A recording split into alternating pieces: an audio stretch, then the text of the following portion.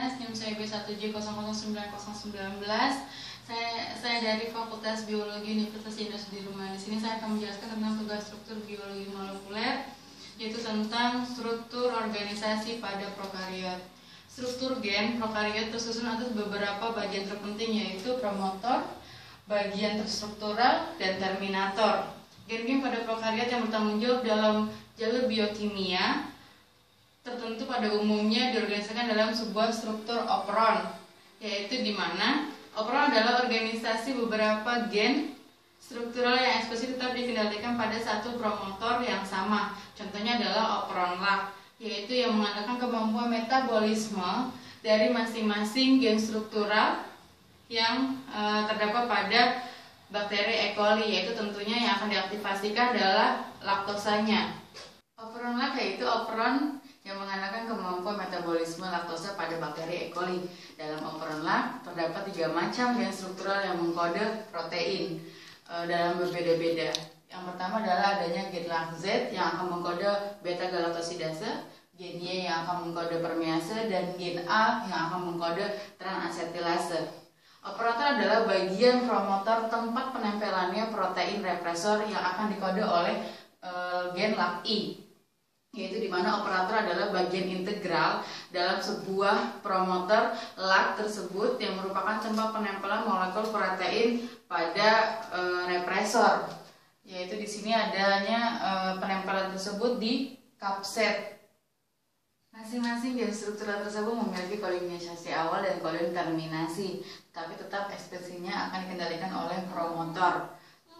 Oleh karena itu, pada waktu transkripsi, operon LAC akan menghasilkan satu mRNA yang membawa kode-kode genetik untuk 3 macam gen struktural polipeptida yang berbeda, disebut dengan mRNA polisistronik, karena mereka masing-masing akan membawa kode-kode genetik untuk masing-masing hasil pengkodean dari gen struktural. Masing-masing polipeptida itu akan ditranslasikan secara independen dari satu untaian mRNA yang sama. Ketika di E. coli berada dalam kondisi lingkungan yang tidak mendukung adanya laktosa, maka sintesis mRNA laktosa akan ditekan atau direpresi sehingga tidak ada sel yang terbuang pada saat sintesis berlangsung, atau tidak adanya sel yang tidak diperlukan sehingga tidak membuang waktu untuk proses metabolisme. Dalam lingkungan yang mengandung laktosa dan glukosa, sel-sel E. coli akan dimetabolisme glukosanya. Ketika keadaan laktosa di dalam sebuah sel itu akan rendah, tapi ketika dalam sel laktosa akan tinggi, maka yang akan direpresi adalah keadaan glukosanya yang semakin rendah, atau bisa dikatakan ketika sudah mau mendekati habis di dalam sebuah sel. Dalam lingkungan yang mengandung laktosa dan glukosa, sel-sel E. coli akan memetabolisme glukosa. Laktosa dimetabolisme pada saat keadaan tinggi hanya ketika laktosa ada di dalam sel, dan keadaan glukosa sebagian besar sudah keadaannya menipis, bisa dikatakan sudah hampir habis. Pada poin kedua ini saya akan menjelaskan tentang fungsi dari laktosa permease dan beta-galaktosidase, yaitu induksi operon laktosa yang terjadi jika ada laktosa di dalam sel. Laktosa dibawa ke dalam sel dari luar sel dengan menggunakan enzim permease dan beta-galaktosidase.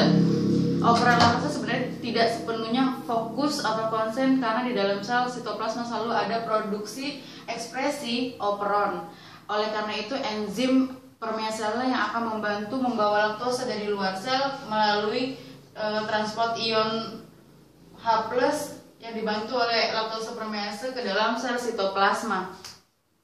Demikian pula halnya dengan beta-galaktosidase, yaitu selalu ada walaupun dalam jumlah sedikit di dalam sel sitoplasma. Namun dengan fungsi beta-galaktosidase ini dapat mengubah laktosa menjadi alolaktosa, yaitu fungsinya adalah sesungguhnya menjadi induser yang mengaktifasi laktosa di dalam sebuah sel sitoplasma. Alolaktosa ini dapat dirubah menjadi glukosa dan galaktosa sampai pemecahan terkecil dari alolaktosa tersebut. Demikianlah presentasi dari saya tentang tugas biomolekuler 2015 tentang organisasi gen prokariot dan fungsi dari enzim permease dan galaktosidase. Terima kasih. Wassalamualaikum warahmatullahi wabarakatuh.